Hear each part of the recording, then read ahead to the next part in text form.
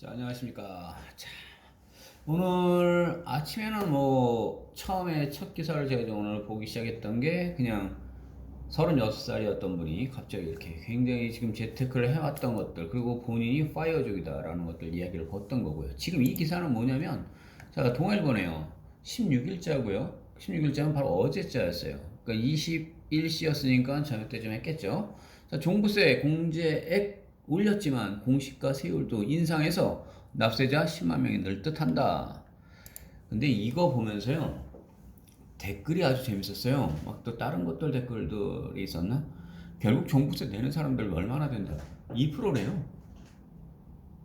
근데 나머지 98%가 뭐 제대로 내지도 않는 사람들이 뭘 이렇게 이거 갖고 이렇게 가타부타 말들이 많으냐라고 얘기를 하더라고요. 할 말이 없었어요. 자, 그럼 생각 한번 해볼까요? 자, 일단은 이거 있는 팩트적인 사항을 가지고만 얘기를 해볼게요. 자, 당정이 오늘부터 올해부터 1주택자 기본공제가 9억 원에서 10억 원으로 올렸어요. 하지만 이미 지금 가격이 웬만하면 10몇 억 이상씩이 다 올라갔는데 이거 뭐 뻔하겠죠? 그래서 8만 9천 원 제외가 될 것이다. 하지만 종부세 납세자는 오히려 작년보다 10만 명가량 증가할 것이라고 합니다. 왜? 가격이 뛰었기 때문에. 자, 기본공제액 2억 원도 늘려도 작년보다 세금이 늘어난다. 뻔해요. 뭐 어떻게 올라갔다 뭐 했다 결국에는 올라간다 라는 이야기겠죠. 자, 잘 보세요. 마포에 있는 마포 레미안 84제곱미터예요. 그런데 작년에 26만원 냈어요. 근데 올해 56만원이래요. 재산세를 합치다 보니까 35%에서 437만원까지 내야 된다는 거예요. 그냥 한 달 월급 나가세요 라고 생각하시면 되는 거예요. 보통 월급 되나요? 더 넘나요? 뭐 모르겠습니다. 하여튼 뭐 그쯤 되겠죠. 자, 그런데 이런 정도는 뭐 조족지혈이고 실제로는 지금 그 세금 이야기 나오다 보니 어마어마하다는 거 알고 계시죠? 뭐 8천만 원, 9천만 원 내는 사람이 이번에 3억까지 올라간다. 잠시 여기서 그러면 우리 얘기 좀 한번 해볼까요? 종부세 올리고 뭐 올리고 다 세금 올렸어요. 뭐 그러면 월세 안 올릴까요? 전세 안 올릴 것 같으세요? 전세는 어차피 5%만 올릴 수 있다면서요. 그래서 두 번 살았던 사람들은 나가면 이제는 컷이에요. 4년까지 조금 더 했으니까 좀 낮았다고요.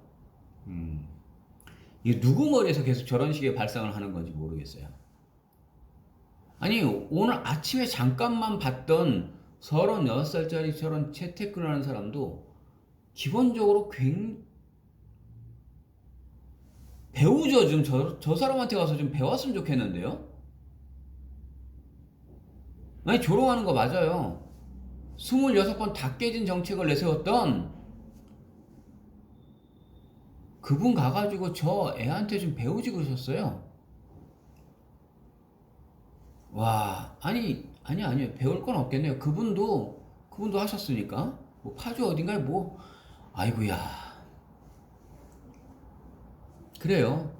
자, 종부세요. 이거 어떻게 감당하실 거예요, 이제? 이거 왜 낼 것 같아요? 이 종부세. 자, 이제 거꾸로 생각해 보는 거예요. 종부세 왜 자꾸 올릴까요, 지금요? 얘 세금요, 막 풀어줬잖아요. 천조랍니다, 천조. 국가 부채가. 그래서 뭐 국방비 예산에서도 보면 막 항공모함도 그 물 건너갔어요, 보니까. 돈 있어야지 몰라죠.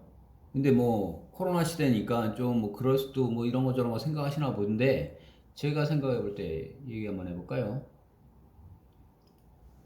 세금요. 집으로 막 재테크 하셨던 분들이요. 감당하셔야 될 것 같습니다. 근데 오늘 아침에 아까 그분은 감당하실 수 있는 사람이네. 그리고 나중에 ETF까지 해서 200만 원 들어오지, 뭐 또 100만 원 또 들어오지, 연금 나중에 들어올 것도 얘기하지.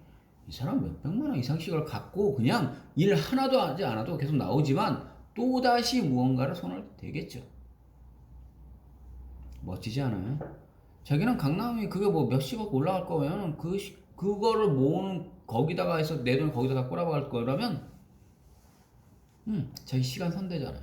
100세까지 놀고게끔 할 수 있게끔 하는 거 사신다고 얘기하잖아요. 36살부터 64년 동안. 여쭤볼게요. 64년간 그렇게 누리면서 살아보셨습니까? 누리면서 살 수 있잖아요. 부동산 투자를 하세요. 그래서 제가 얘기를 합니다. 소액이면 소액인 대로, 고액이면 고액인 대로 뭔가 행위를 바로 하실 분들은 택지가 개발되어 있는 거로 사실 분명히. 근데 인허가를 본인들이 내려고 하면 굉장히 힘드니 인허가 절차가 다 돼 있는 것들, 그런 업체들 쓰시면 됩니다.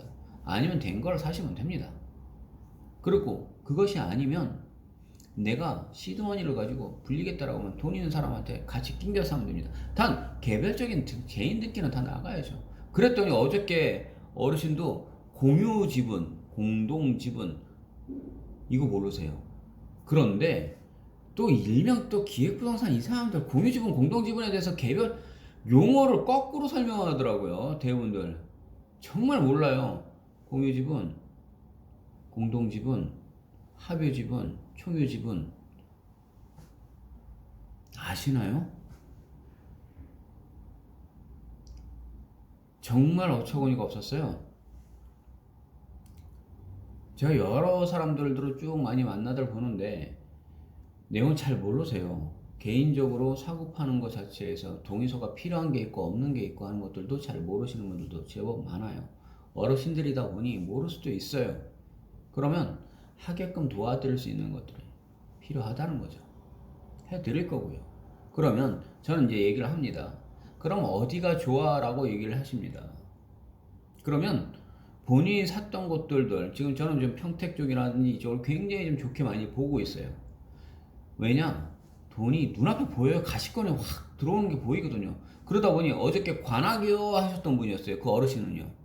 그런데 실제로 그럼 브레인시티 아십니까? 해서 한번 싹 보여드렸더니 브레인시티가 무슨 뭐 산업단지요? 라고 얘기하셨던 분이 여의도에 이게 2점 몇 배에서 3배 가까이 됩니다. 라고 했더니 와 정말 크네 막 보셨던 거죠. 카이스트 들어가면 이제 뭐 얘기만 들어온 거 아니요? 들어온 거 아니 끝났어요. 거기 들어와요. 지금 아주대병상도 마찬가지고요.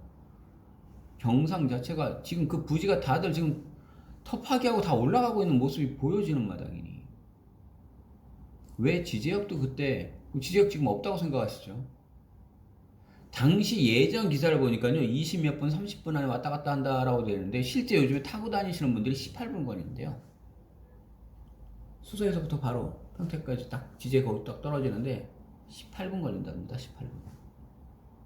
그럼 고덕 거기 바로 옆에 그 삼성이니까 그래서 출퇴근 열차라고 하는 거예요. 어마어마하지 않아요? 재밌는 것도 하나 알려드려요. 평택 쪽은요 일자리가 정말 많아요. 60이 넘지 않는다면요 보통 400, 300대 그 이상, 그리고 짝수 달 때는 또 상여금 92만원씩 주는 데도 삼성의 일자리 엄청 많아요. 그걸 아셔야죠.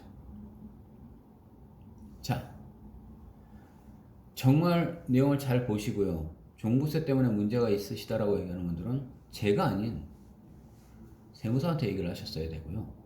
여하튼 아파트나 물건을 가지고 이제 투자를 하신다고요. 제가 얘기합니다. 기다리십시오. 좀 홀딩 해보세요. 내년에 누가 될지 모르겠어요. 빨간 당, 파란 당, 노란 당, 뭔 당, 뭐 하다못해 하늘궁에 계신 분까지 이제 내려오셨나봐. 와, 누가 되는지 큰 의미를 부여하지 않아요. 여하튼 부동산은 건드려요. 그거를 반드시 하셔야 됩니다. 여기까지 하겠습니다.